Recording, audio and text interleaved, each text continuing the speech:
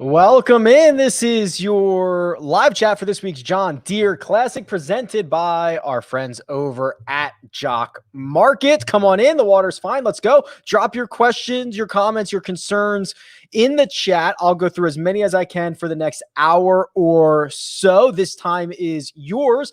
If you can't get enough of these live chats, good news. 2 more of them coming this week. The next one, 8:15 p.m. Eastern time tonight. That's Wednesday. Jock Market Power Hour, all things stock market DFS. Going to be a ton of value this week in the Jock Market, and then a huge week for the Open Championship next week. So you want to get in there and make sure you are all set up. And then Friday, currently scheduled for 4 p.m. Eastern time, is the Cut Sweat Show. This is now 3 or 4 weeks in, a data-driven cut sweat show. What's the number going to be? Who's going to make the cut? How are my lineups going to do? Everything you could possibly want. That is Friday, and it is subject to change. So make sure that you are subscribed to that little notification bell so that you get an email, get an alert when I do indeed go live. All right, let's get into this. I see a ton of questions. Matt says, oh, snap. I got the first like. Oh, there you go. Oh, hit the like button, I guess, while you're here.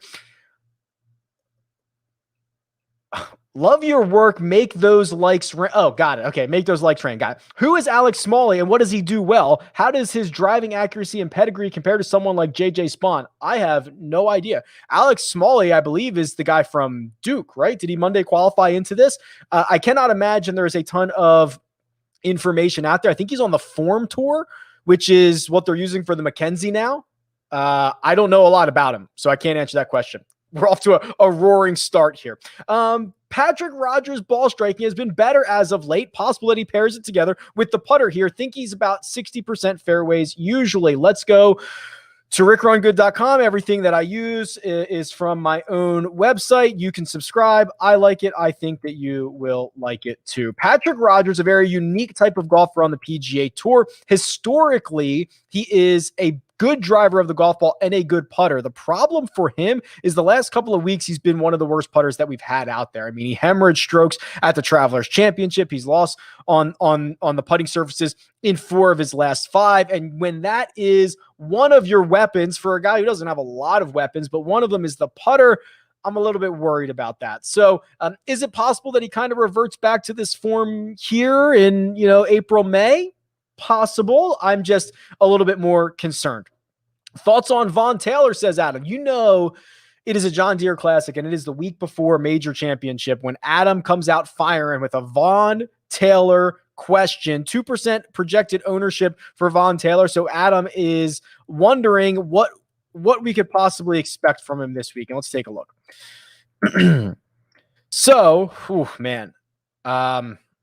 This is tough. There's not a lot to like. He's a good putter. I'll give him that.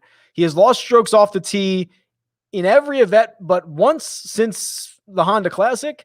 He's a consistent loser on approach. He's okay around the greens, and he relies on the flat stick, which this week, I certainly do think you're going to have to make those 20-footers for birdie, those 15-footers for birdie. You're going to have to roll it in. Is he giving himself enough opportunities? Is he giving himself enough looks at it? Doesn't really feel like it. He's only made 2 cuts in his last 6. He's only made 3 cuts in his last, 9 or 10. It hasn't been a good stretch. I think you can pivot to other places. So he is 7,000. Oh boy, just go with Kadira. That'll burn me later, but I think you should just go with Kadira. Does this course set up better for Doc Redman this week than last week? It looks like it does on paper, but seems as though his last 4 rounds have been shaky. Yeah, so let's do a deeper dive on Doc by round here. And historically, these are easier fairways to hit, which I don't think is where Doc gets to lean into the best version of his game. The best version of his game that we saw last year was get him to Wyndham, right? Get him to Sedgefield, get these kind of more narrow tee shots where then he can lean on the accuracy and the ball striking. We haven't really seen him tap into that this much or that much this summer. You can see this is now round by round, so don't get confused by this. So dating back to the Charles Schwab, he's been a consistent loser off the tee. He is starting to see gains again with the approach game. That's exciting to see because that was lost and is now starting to come back. And the putter, outside of maybe his last 4 rounds, started to turn the corner. I think there are better spots for Doc. I love Doc. He's great. I think there's better spots for him. Happy Gilmore is here. Wow, Happy. Much appreciated. Any thoughts for an early bet for the Open Championship? So I don't know any names specifically, but what I think you should do is, if you want to bet any of the guys who are playing the Scottish Open this week for the Open Championship, you should do it now. Because those are really the only guys that the numbers are going to move on. If Jon Rahm wins, or if Rory McIlroy wins, those numbers are going to be cut for the Open Championship. So I would just probably want to play a little bit of defense here, where if there's any of those guys I want to bet, do it now. It's unlikely that their number gets significantly longer, but if they win, their number will get significantly shorter. This sets up to be another wedge fest. Can you give me, Chris, use the word us. It's a community. Give us the players that will fit the profile in this field who also putt well. Well, I guess we could do that a couple of ways, but what I'll just do is I'll kind of make a little blended model here. So let's go last 36 rounds, and I'll give you putting. So what do you want? 50 on that? That would be a lot, but this is really going to show you the golfers that you want. So 50 on putting, and then you want to turn this into a wedge fest. Let's call it 100 to 150. We'll do 25 on each, and I'll show you the best golfers over the last 35 rounds for that. Oh boy. Oh, double boy. Vaughn Taylor's number 1. I just dismissed him 5 seconds ago. Also, Satoshi Kotaira is number 2. This is turning out to be a terrible. Listen, these are guys that putt well, and they hit it from 100 to 150 very well, especially in the last 36 rounds. That's the model that we're running. There is no opinion in this. So the players are Taylor, Kotaira, Redman, Hadley, Hank Lebioda. Those are your top 5. Good luck, Chris. For single entry up to 20 max contests, when you have your core cascading method, what's the ownership percentage of your top plays? If I'm understanding this correctly, Logan, you might not be understanding the core cascading method properly. So it's all straightforward, right? So in the core cascade, you're putting 6 golfers into the vast majority of your lineups, and you're just swapping each one of them out. So you basically have every golfer in 16 out of 20 lineups. And then the guys that you swap are in usually 1 or 2 of 20. So all the ownerships are basically identical. If someone's in your core, they're going to be in 16 out of 20 of your lineups. If I'm understanding your question correctly, I believe that is the answer. Yes, Happy. I cannot unsee this. Anyone notice that Brian Harman looks like Murr from Impractical Jokers? Yes. I tweeted this out like 3 years ago. I cannot unsee it. Anytime I see Murr, I see Brian Harman. Anytime I see Brian Harman, I see Murr. It's absolutely wild. Rick, do you see an advantage on starting guys that begin on hole 10, start with an easy par 5, good vibes only? Yeah. So the only reason I start looking at guys that do this is if there are like 3 easy holes it would have to be 18, 1, and 2. Because I care about the birdie streaks, right? So like if 18's easy and 1 and 2 are easy, or like 17, 18 and number 1, I would consider it for a showdown, especially, right? Or something like that to try to get that bonus. But remember, all these guys are going to start on 1 at some point. All of them are going to start on 10. Maybe you consider it for first round leader if you think that gets you off to a hot start. Long story short, no. Deep dive on Bo Hostler. It is Rocket Mortgage Classic week. Let's start with his golfer profile. And I will admit, I'm not necessarily a huge Bo Hostler guy, but he's played better recently. He is a lot longer than I would have thought. 37th on tour, which means he's probably top 20 in this field. 87th in putting, which means he's probably top 50 in this field because of how weak it is. Now, if you look at what he's done more recently, and we'll go back to tournament by tournament here. We'll look up Bo. Yeah, this is pretty encouraging. So 3 consecutive top 25 finishes. All 3 of them he's gained strokes off the tee. The putter at times can get hot. It actually hasn't been that good recently, but the last 2 he's gained there. I'm pretty I'm pretty impressed with this. For someone who is only $7,800, I think you could do a lot worse. 3 straight top 25s. Let's go. Fire it up. After Berger came up highly in your model and Im and Harmon did not, does that make you reconsider and think he's worth paying up for? Yeah, so I kind of did here. And this is a little bit of a life hedge, Hank. So I had already bet Harmon, which terrifies me, by the way. So in my core, for DFS purposes, I went with Berger. I might be wrong to do that, but I'm kind of playing a little bit of a life hedge here. And the fact that he came up so well in the model, and the model's been really, really good over the course of the past couple of weeks and months. I did. So I kind of did a little bit of a life hedge here. If Harmon finishes second and Berger finishes third, I guess that would be the worst case scenario because I really wouldn't reap benefits in either way. Hey, Rick, what are your thoughts on Doug Gim? Also, do you know why he withdrew in 2018 after the first round? I do not. I'm sure it might be Googleable. I don't know why. If I knew that, you guys would be really impressed.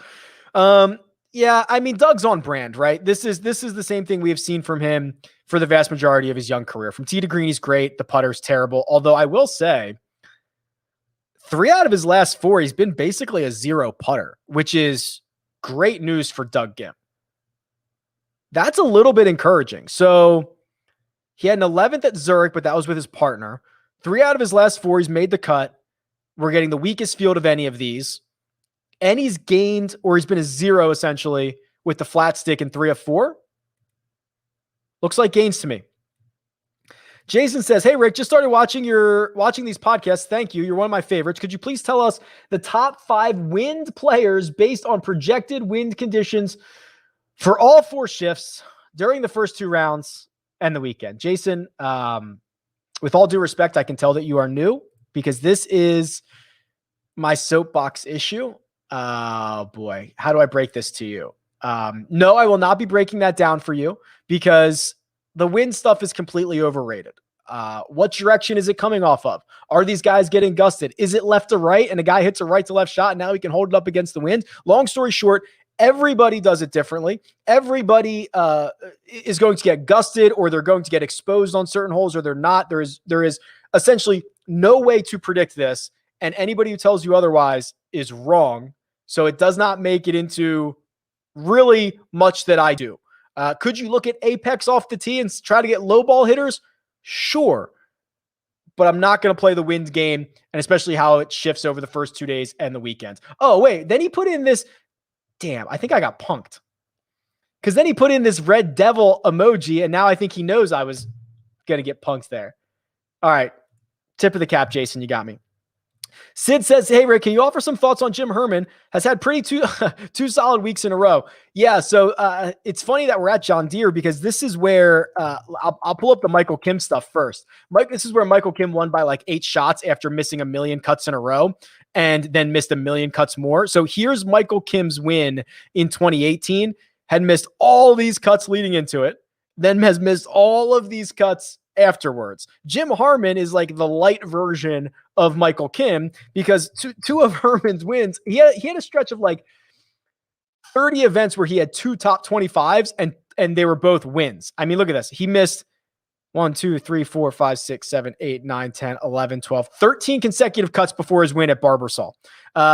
It's just, I find him incredibly difficult to predict. Now, to your point, he has looked better in his last 2. I'm not going to try to say he continues to do that. You're going to get him at a very low ownership. And if you think this is the 1 out of 25 weeks that he's pops, go for it.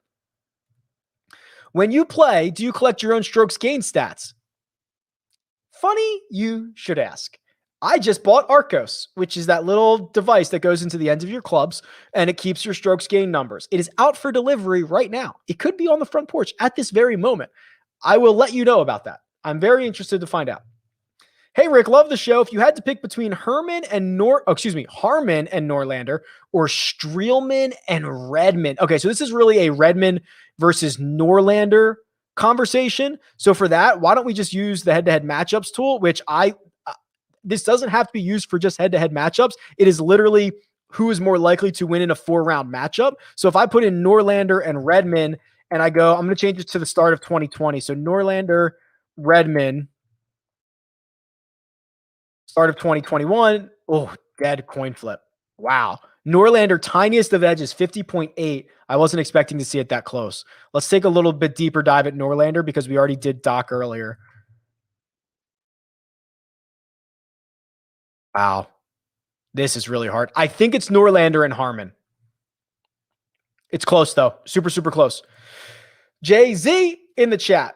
Not even going to lie to my main man, Rick. I am honored that I am Jay-Z's main man. I'm thinking Stricker might actually be underrated this week.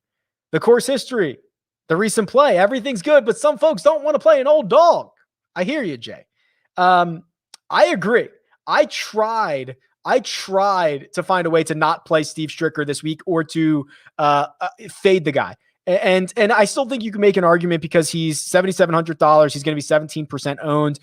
There are a couple other guys like a Pat Perez or a Kramer Hickok that would be just fine pivots. However, on the surface, Stricker's been phenomenal. Not only do you get the 3 wins and then the 3 more top 10s after that, where he's been piling up top 10s for a million years at this event. Played the PGA Championship, made the cut, finished 44th. Played the Honda Classic, finished 13th. Had a 4th place finish at Phoenix. Then he goes to the Seniors Tour. That's where he resides.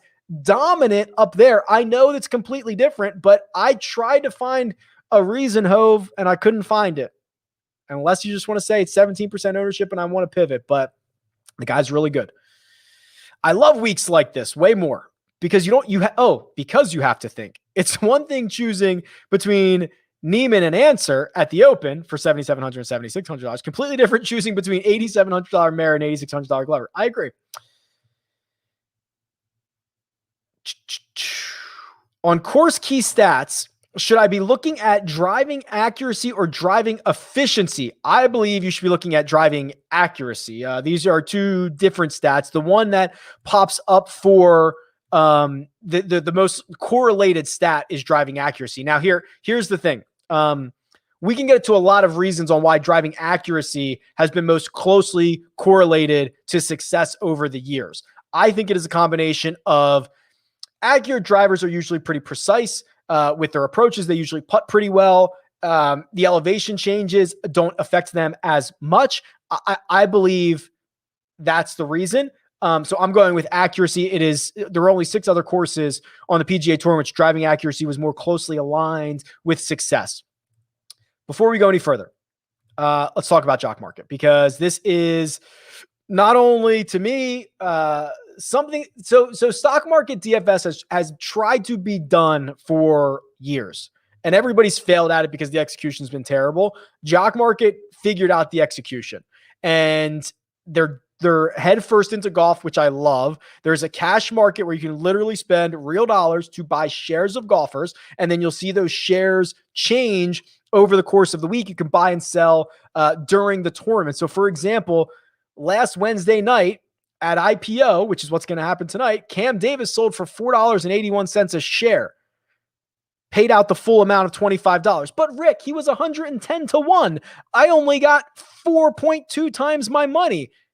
Yes, but what if you would have lost that playoff? How much would your 110 to 1 ticket have paid off?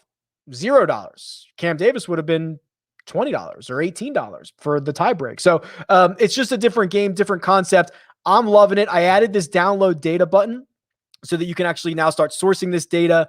I know that they just released an API so you can get the trading information. It's going to be a lot more fluid market and there's going to be a lot more data and all that good stuff, which is always good for everybody. If you sign up with the code RICK, they will match your deposit up to $50. So free $50 tonight at 8:15 p.m. Eastern time. Joe Idoni and myself are giving away another $100. We'll talk you through the entire IPO process, and I hope to see you there. Scottish Open pick to win. Sam Burns, 40 to 1, but I'm a sucker. Rick, are you going stars and scrubs or a balance in your core? I went with stars and scrubs, but the scrubbiest I went was $6,500. I did not go down to the $6,300 range. I think, I think I kind of convinced myself that Berger is the best player in the field. He's playing well enough. He's played well here before. Maybe there is a difference between him and Brian Harman. And I went down to 6,500. You can probably guess who that is. I loaded up on some 7K guys and I made my lineup that way. So I don't know if it's full stars and scrubs, but it's like A star and mid scrubs. Who do you like more, Hostler or Hickok? I like Hickok. I was very impressed with what he's done in the last 2 weeks. The runner-up finish in a playoff, made the cut last week. He's accurate. He putts well enough. I think he's trending. I think he's got a lot of confidence. And when you start comparing his outright odds, 66-1, 70-1, with those peers, like, you got to give Kramer Hickok a little bit more respect than that.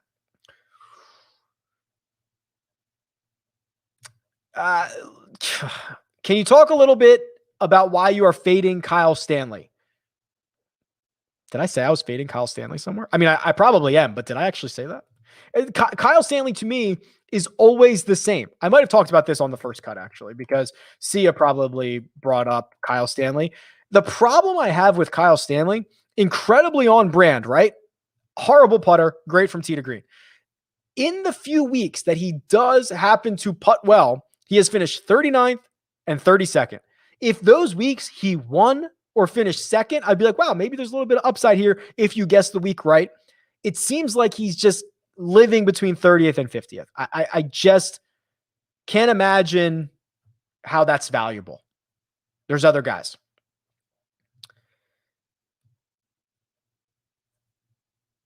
If you were able to run a key stats style regression model for the importance of course history, where do you think John Deere would rank? Well, first of all, that's in the works. So good question.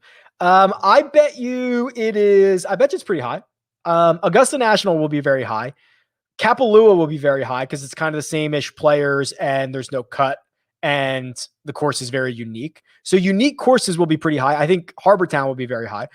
Torrey Pines will be very, very low. I bet you it's top 10, right? I mean, just because of Stricker, Zach Johnson alone, I think are going to drive some of that stuff. This message just says Seamus Power, and I agree with it. I'm here for it.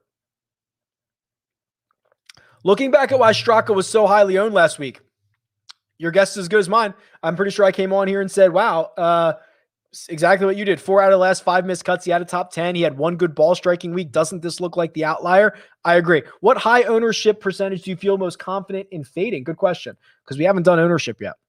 So here's the cheat sheet. I'll sort it by projected ownership. I will say I have concerns about Henley.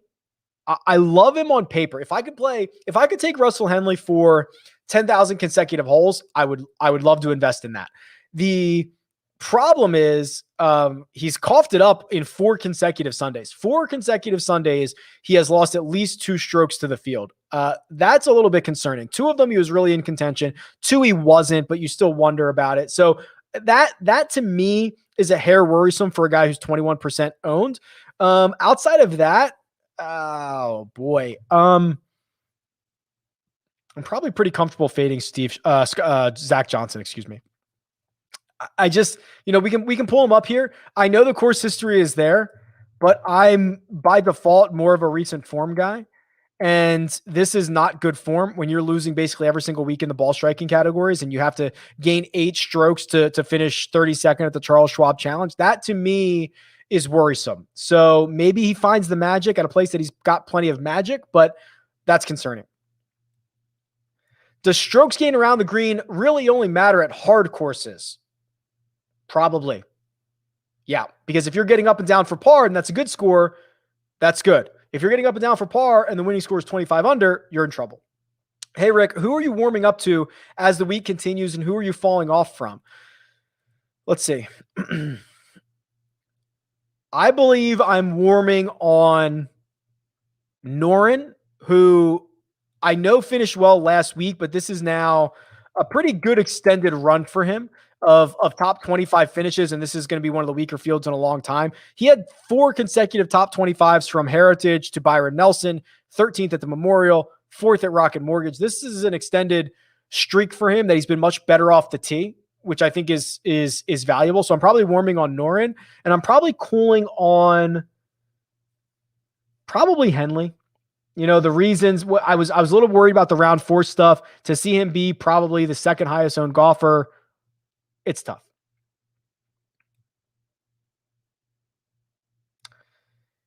Hey, Rick, can we do a breakdown on Roger Sloan this week as a 6K sleeper? Yeah, so let's see. Sloan's kind of interesting because when you're down in this range, for as cheap as he is, $6,900 in a field this week, making the cut is really, really valuable. Having an opportunity to finish inside the top 25, really, really valuable.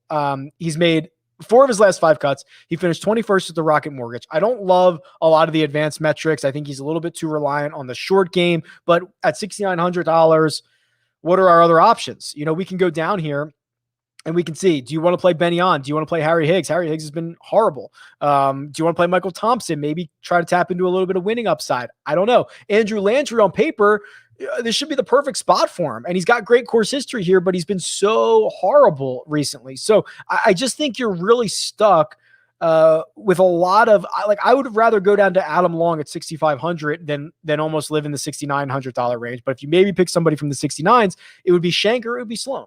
I think that's the way to go. Hey, Rick, been following you for a while now. Over the past couple of weeks, you've been absolute fire with your sleeper picks. Who's your favorite sleeper this week? So I have a video where I released 5 of them. I think it's probably Hickok. I just think, listen, is he going to win the golf tournament? Probably not. Is he undervalued compared to his peers? Almost certainly. And that doesn't mean he's going to win, or doesn't mean he's going to make the cut. I just think he's probably the most undervalued guy in the 60 to 6, 70 to 1 range.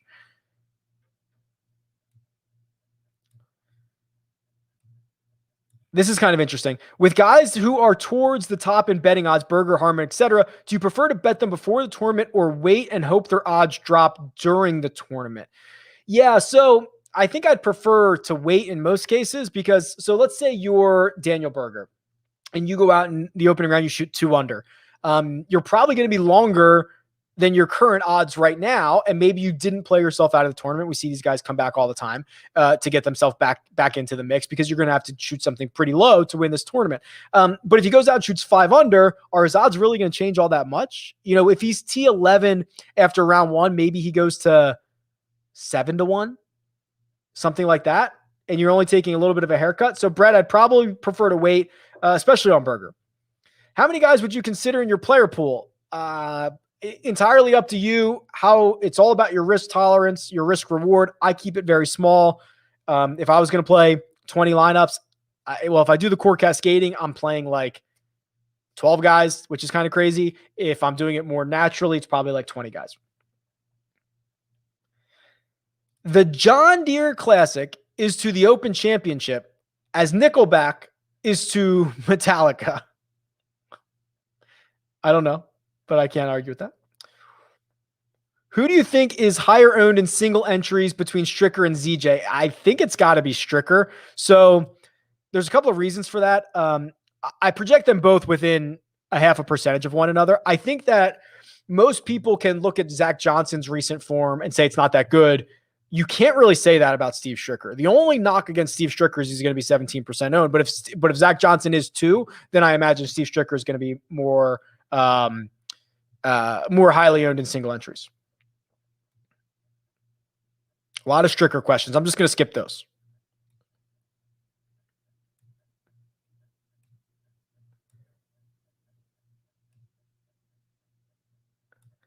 What's up, my brother from another bunker? I don't get it, but I like it. How do you feel about Bryce Garnett? Ooh, probably not good, but we can do a deep dive on. It says on Rick at RickRunGood.com, which is actually my email address, but I assume you mean on RickRunGood.com. He's 7th in driving accuracy, 39th in par 3 and par 4 scoring, and a neutral putter at TPC Deere Run. Wow, Oliver, you're kind of convincing me here. Let's take a little bit of a look. We saw a couple weeks ago he had literally one of the best putting weeks that anybody has ever had. That's not an exaggeration. There were only 2 that were better, which is a little bit concerning. And you imagine, that regression is going to come back a little bit. Oh boy, let's see how he putts on bent. So his baseline is 0.07. He's better on bent. 0.2 for sure. Let's see how he does at Deere Run.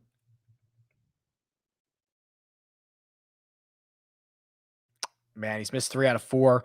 And he's 73. Dang. I was hoping to get there, Oliver. I'm not sure I'm there. Hit the like button.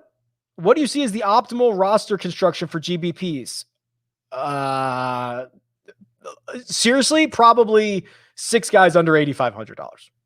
Right? I mean, what did we see at Rocket Mortgage? I think the optimal was 49,000. I think the week before that it was 45,000. It's just there are so many. It's just volume. There are so many scrubs in this field that we are probably looking at. Optimally, you should just probably make lineups that max out at 48,500. But realistically, I'm going with one guy at the top and a more 7K balanced approach after that. Any thoughts on first round leader? I'm thinking Satoshi again. So there's a couple ways we can do this. Let's go to the Holy Grail. Let's look at golfers who play well in the first round.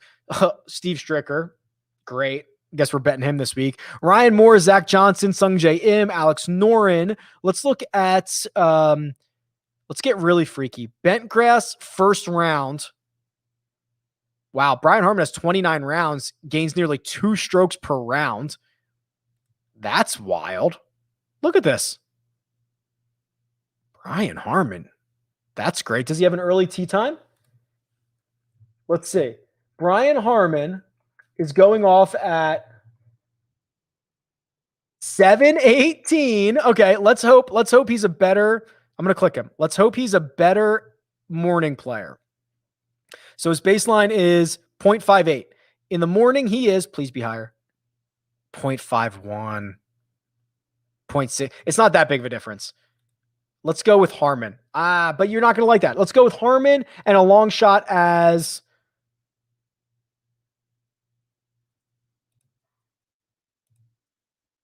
I bet you could get a pretty good number on Ryan Moore. Or Munoz. Munoz can get hot for a round. Cannot do it for 4 rounds. Hey, Rick, how was your 4th? Thank you for asking, Brant. What's your favorite firework? You guys are going to kill me for this. The non-firework? The invisible one? The one that doesn't make any noise? I don't know, man. Like, I'm cool for fireworks for like 8 minutes. Like, I want to see like 8 minutes of fireworks. Not all day and all night. But I do like those ones that go up and then they trickle down like weeping willows. I don't know what they're called. I don't know what any fireworks are called, but that's my favorite. Thanks for checking in. Sean says, just stopping by to say hi from Wisconsin on my way to work. That's awesome. Love all the content. Good luck to everyone this week. There you go. Straight from Sean. Thank you. Any players here in the open? Well, Berger, right? I'm sure Harman's in. There's got to be a bunch of guys in, I would imagine. Not a ton, but a handful. Talked about there are a ton of Patrick Rogers, Steve Stricker questions. I'm moving along. Regularly do pretty well getting in the range of 75% of roughly 20-man pools to the weekend, but just can't get the right combos. Yeah, I mean, it's like trying to hit. I mean, DFS lineups are like, this is why I play them recreationally and as lottery tickets, right? It's like getting a 6-man parlay right for 4 days in a row. It's hard. It's really hard. So if you're trying to grind cash,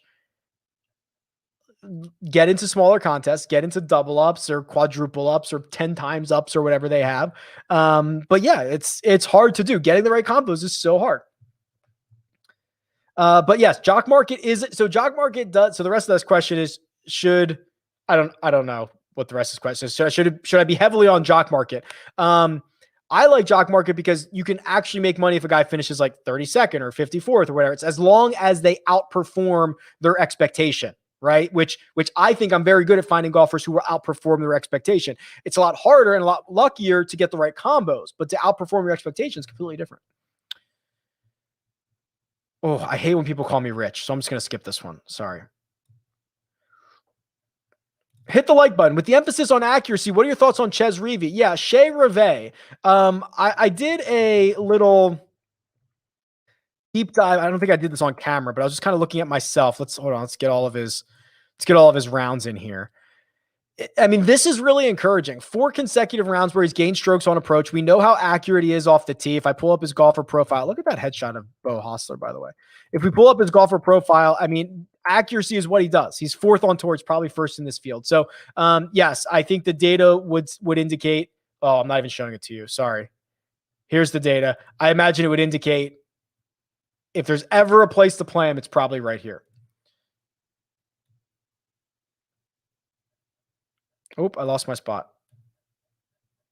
I'm close. I'm close. Here's what I'll do. There's a super chat. I'll do that first. Hybrid, thank you very much with the super chat. Says thanks. It says throwing support for an especially fantastic Cut Sweat show. Thank you. Aside from the fact that I seemed to jinx Kadira on Friday. Yeah, tough run for Kadira on his final 6 holes, and he still had a chance on 18, and he kind of blew it. But thank you very much. It's much appreciated for the super chat. Michael, there's the Michael Kim question. I knew we were going to get it. No, his recent form and even his form before winning has been horrible. What does the ownership of Kadira look like? I have him less than 1%. It will be higher than that. I'm going to guess. Well, here's what we have. So if we go to his golfer profile, which I don't know if you guys know this, if you go down, you can see historic ownership. Ooh la la. He's like barely ever been 5% or more. So I'm going to guess we're in like the 2 to 3% range on him. I have him less than 1. It comes in more than that. Frank says, hey, Rick, been a member of Rick Run Good for 6 months now. I'm starting to notice a difference. Oh, that's cool. I was first at one point on Sunday, ended up 30th, but wow, what a rush. Thanks for such a great site. I appreciate that. I think it's great. I'm glad others agree. Hey, Rick, great show. Who is your top fade, top pivot, top long shot? Trevor. All right, let's do this. Top fade. I think for me, it's probably Henley. Checking in at 21% owned. His last 4 round 4s, that would be a little bit concerning. I think you can make a case for it being Zach Johnson. I think you can make a case for it being Kyle Stanley, quite frankly. He's kind of coming in there 15% as well. I'm not sure what the upside is. Trying to win a golf tournament or trying to win a contest, excuse me. Top pivot. So that's actually pretty interesting. So let me sort this by salary here because we can find. So I like Streelman off of Henley. Now, I don't know if that's a big enough pivot because it's only 5%. The fact that I have Lee Biota at half of that of Zach Johnson is appalling, and I hope that those numbers get closer because that is shocking. Also, I wouldn't mind. So as Stricker at 17%. I don't mind Pat Perez. He's got 2 top 15 finishes in the last 3. He's a little bit reliant on the putter, but aren't they all? At half the ownership of Steve Stricker, I don't really mind that. So I'd probably go in that range. And then top long shot, I mentioned Hickok. I mean, Kadira is, I don't know if the number is still like this, but Kadira is $7,000 on DraftKings, but he was like 150 to 1 to win. And you looked at other guys that were $7,000 on DraftKings and they were like 80 to 1, 90 to 1, 100 to 1. So there was a disconnect there. So I think that builds in some value. One and done with 2 weeks to go. I'm in the top 10, Harmon or Berger. I think you just have to take the favorite. If you're front running, I think you just have to take the favorite. I think you have to. I'm sorry to tell you. It's really close. You can do whatever you want. I just spit water everywhere. Sorry. Let's talk about Aaron Wise winning this week. I will say Aaron Wise has been a lot better, and I'm impressed. Kevin says, any thoughts on the Scottish Open? I know it's a whole different tournament, but do you have 2 or 3 recommendations for DraftKings? So there is actually a European Tour cheat sheet that I update each week. Excuse me. So this is on RickRunGood.com. I've never shown it, but you should obviously subscribe. Duh. Looking at this. So I bet Sam Burns at 40 to 1 because I cannot quit Sam Burns. He's $9,000. He is cheaper than Christian Bezuidenhout. He's cheaper than Matt Fitzpatrick. I'm not sure about that. I did get a viewer actually sent me, I think he was across the pond, sent me some really, see how I said that, across the pond?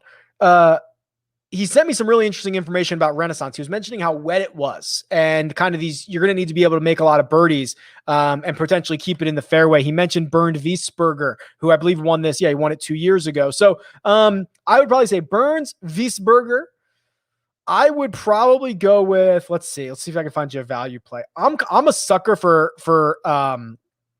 Adrian. I'm going to get his name wrong. Adrian Otegi, I believe is how you pronounce it. He's $7,500. Of course, plays primarily on the European Tour. Second a couple of weeks ago, 3 straight top 30s, makes a ton of cuts, has played well enough here. I think that he's a pretty good cheaper guy. Can I get anybody down low?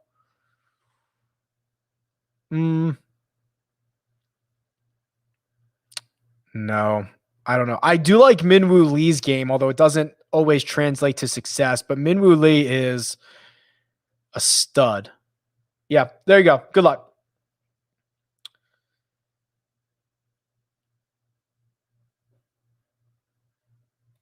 One and done. Im versus Harmon. Man. I'm just out of the money, and most of ahead of me have used Im. Yeah, I guess you have to use him. Everybody's going to use Harmon. If you're trying to make up ground, you have to use Harmon. Hybrid says, how are Brian Stewart's numbers? So let's look up his golfer profile real quick so that people can understand the type of player that Brian Stewart is. And it is one that is very accurate off the tee. Third on tour, he might be first in this field. He's about a 0 putter. He's about a 0 in a lot of things, right? He's a very average golfer, which average on tour this week, he might be darn near top 40. We can look at his recent results here because I feel like he just popped up. He just popped up recently, right? Somewhere. Maybe I'm confusing him with someone. Missed 3 of his last 4 cuts. That's not great. Yeah. I mean, he's a very average golfer. I guess, again, if there was a week to play him and to think that he might be like a top 40 guy, it would be this week. What's his price? 71? It's not the worst thing. Not thrilled. I need someone off the grid for one and done. Not Zach Johnson. Hickok or Wise would certainly be off the grid. 1 to 10 heat index on Mito this week. 3. I think he just had his first professional start last week. He missed the cut. I think he's obviously going to get more comfortable. It's hard. I really like the kid's game. I like the fact that he can win. And I think it's going to get better all the time. So let's call it a 3. A lot of questions about birdie makers. Here's what I'll do. I'm just going to do last 36 rounds and I'm just going to sort by, I got to do this. Birdie or better. And we get Berger, Wise, Merritt, Seamus, Patton Kizzire, Lucas Glover, Josh Teeter, 6,300 makes a ton of birdies. Actually, Josh Teeter's been slightly below average in his last 36, but he's made a lot of birdies. It's kind of interesting. Baddeley, Perez, Harmon. So hopefully that should answer like a dozen of these questions about birdie makers.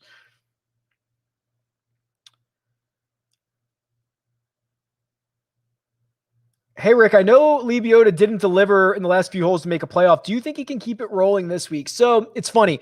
I kind of, last week, if you guys remember me saying, I was like, yeah, like Lee Biota, it's one more go around.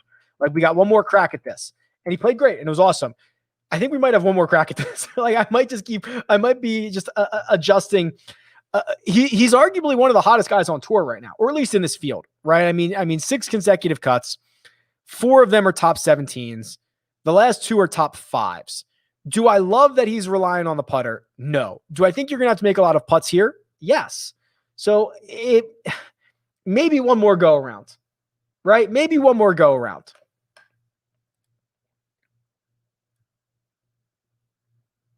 Like button firmly smash. You don't have to smash it. You can just nudge it, I suppose. Couple questions on Johnny Vegas. Let's do that. Johnny Vegas, elite driver of the golf ball. Boom. There it is. 1, 2, 3, 4, 5, 6 consecutive events. He's gained strokes off the tee. Rarely loses off the tee. Very good ball striking. Here's the problem, right? He's actually, this isn't the worst. If you are willing to, excuse me, ride or die with the flat stick, then Johnny Vegas is your guy. He is, wow, he's 8,000. That's pretty expensive. I thought he was going to be like 7,500. If you're willing to ride or die with the putter, go with Johnny Vegas. Some people hate that, but that's the story here. Because when he putts close to a zero or gains a little bit, right? Last 2 times he's gained, 9th at Byron Nelson, 2nd at Palmetto. That is literally that's the only question he has to answer. Oh, let's look at this. Anthony asked a pretty good question here. Does Harman's slight losing and strokes gained approach worry you at all? I want to dive deeper into this. Let's look at his kind of buckets here, because this is well deserved for a golfer who's one of the favorites, who people are probably going to play a lot this week. So if you go to the golfer profiles, you click approach the green, you can see his breakdowns for each one of these tiers or these buckets. And this is a little bit concerning because the shots that I think we're going to get this week, a lot of 100 to 150, from 100 to 125, Harman's 147th. From 125 to 150, he's 89th. From 150 to 175, he's 159th. He's actually better further away, 225 to 250, 250 to 275, although he probably doesn't have many shots there. And he's better much closer, right? 50 to 75 or 75 to 100. So it's almost like that little sweet spot in the middle, 100 to 150, struggles with. So yes, it is a little bit concerning, but I do think there is going to be a little bit of opportunity inside 100 yards. I think that, this is the same story that we've seen at a lot of courses where he's been able to have a bunch of really good success. So I am slightly worried, but not overly concerned about it.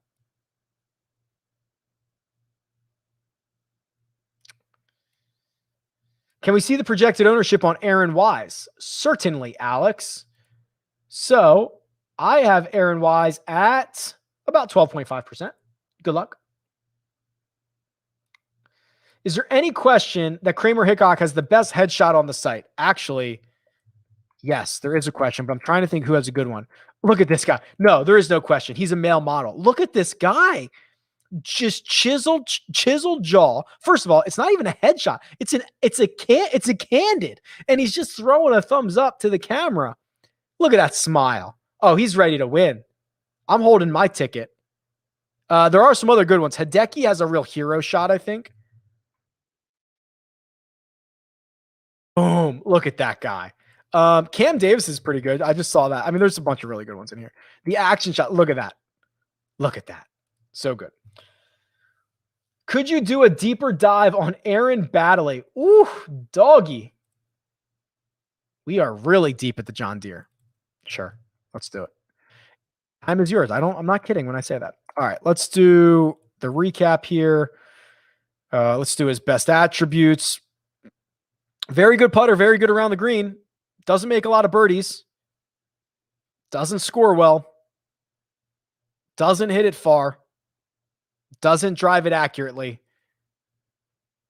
Man, that's not great. Doesn't have good results. I mean, I'm trying here. I don't know. There's really nothing to like.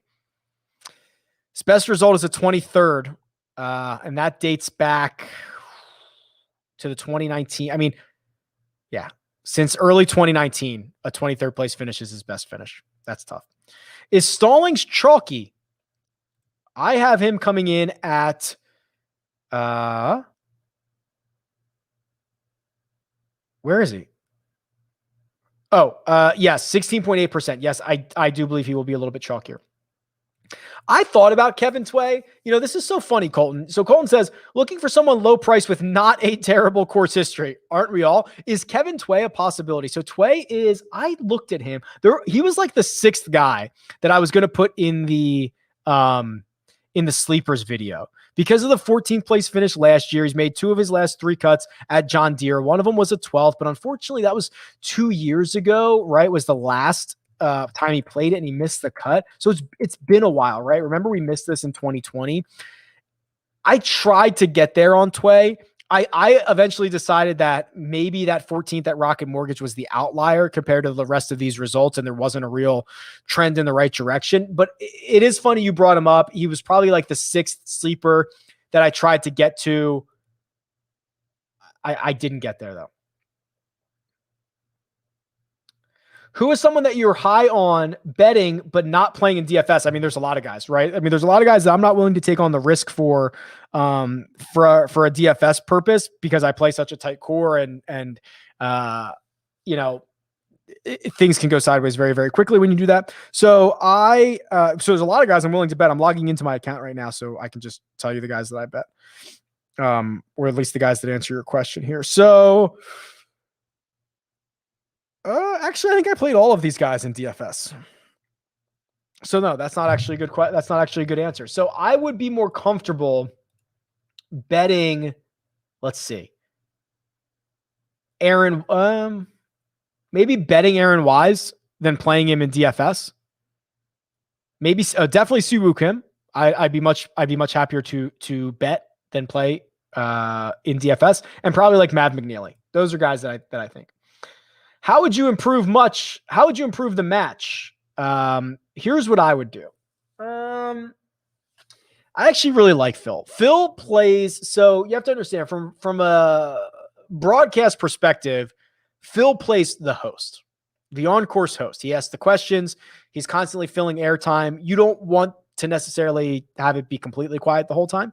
And especially with Rodgers doesn't talk all that much and Brady's kind of iffy. What I would do is I want to do like a GOATS edition. Could you imagine if they got Jordan? Would Jordan do it if they gave him $1 million? Jordan and Gretzky. This would be cool. How about this?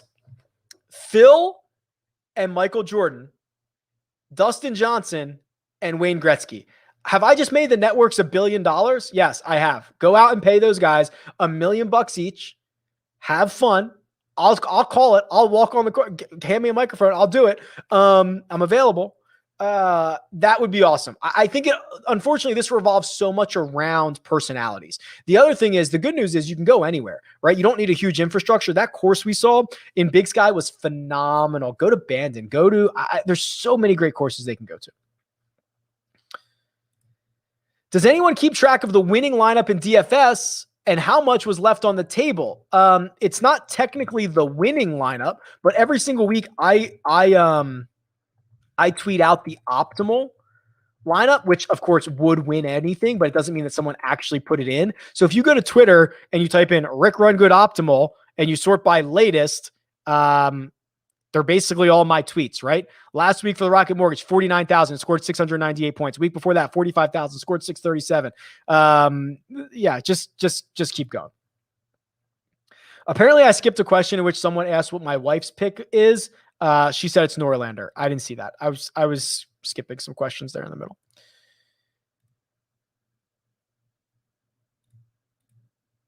Would you take Rory plus money over Morikawa in the Scottish Open? I already bet it. Well, I guess you're just looking for a little positive reinforcement. Sure. It's not the end of the world. If you like it, I like it. Oh no. Someone said, please gif Rick doing the Weeping Willow firework hands. Oh God. I'm in trouble. One and done, still in the top 10. Play the front runner with him. 75% have used him, or power. I love power, but strategically, and listen, these are so close, right? These guys are within 8 points of each other on the board. Do whatever you're comfortable with, but I think strategy-wise, if you're telling me you're in the top 10, you have access to Sung J M, who's one of the shorter favorites, and 75% of the guys above you have used him, you probably have to use him. Would it be a huge mistake to play power? It's not a huge mistake.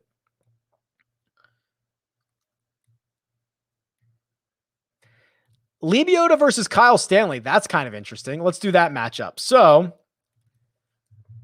man, I have no idea what this is going to return. Most times I have like a general idea of what this is going to return.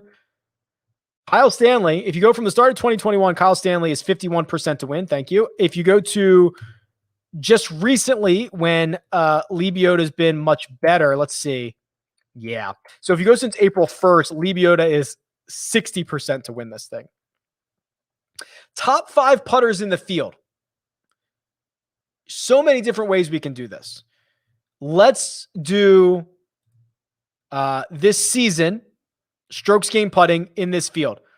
Harrison Frazier, although he only has 4 rounds. Johnson Wagner has good course history here. I'm not going to play him, but It's the answer to your question.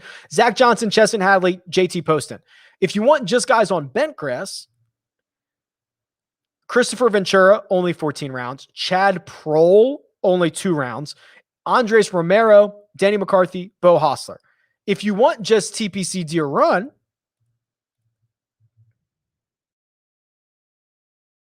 Ben Martin, Dylan Fratelli, Sam Ryder, Bo Hostler, Andres Romero. If you only want the last 36 rounds, Troy Merritt, Brian Harmon, Zach Johnson, Chesson Hadley, Harrison Frazier. A lot of different ways to do this, as you can tell. Rick, did you also get burned by Hideki last week? No, actually, I avoided that. My wife, she puts in a lineup every week. She got burned by Hideki. I actually avoided it. I avoided the Hideki and Bryson, and I still got 3 of 6 through. It's terrible. Maybe 4 of 6 for my core. It wasn't enough. Can you do a Jock Market strategy video? I guess a tutorial how it works. Funny you should ask, Chris. It already exists. Go to Google Rick Run Good Jock Market. It'll come up. There's also an interview with Dave, who is one of the co-founders, and he gives a lot of great insight and strategy as well. Also, I think there are tutorials that are on their website that I actually created. They're out there. And also every single Wednesday night at 8:15 p.m. Eastern time, Joe Idoni and myself talk through strategy and tell you exactly how it works. So lots of opportunities to do that, Chris. Hey, Rick, great job as usual. Thank you. I appreciate that. Do you think if Berger or Harmon start off slow, they throw in the towel and head to the open? This is pretty player personality dependent. No, because if they didn't want to, they would have just gone there, right? They don't have sponsor obligations or anything here, right? So I'm going to say no. Rick, what's your favorite classic car? Oh God. You guys ask me, maybe I'm learning there's only like 3 things I know anything about, because you guys ask questions about things I know nothing about. Movies, music, cars. Somebody asked me about I forget something. Oh boy. Classic car. Think, Rick, think. I literally have no idea. I literally have no idea. I'm sure someone will be like, oh, a 1967 Chevy Camaro. Rick, what are you, a stupid idiot? That's the best car ever created. I literally have no idea. I'm sorry. Enjoy the car show. Send me a picture of whatever your favorite is. I apologize. Is Kadira making the cut this week? I have him less than 1% owned. I think he's going to be about 2.5% owned. The argument to be made is for 30 holes on a course that shouldn't have been a good fit for him, he played pretty well. He was like 6 under. Then he went bogey, bogey, bogey, and I believe he doubled the last when he needed par to get in. I'm going back to him. Let's go. This should be a better spot for him.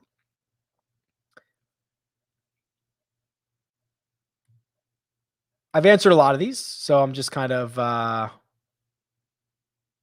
skipping around, seeing what's going on. A lot of Scott Stallings, a lot of Steve Stricker. We talked about that. Just rewind.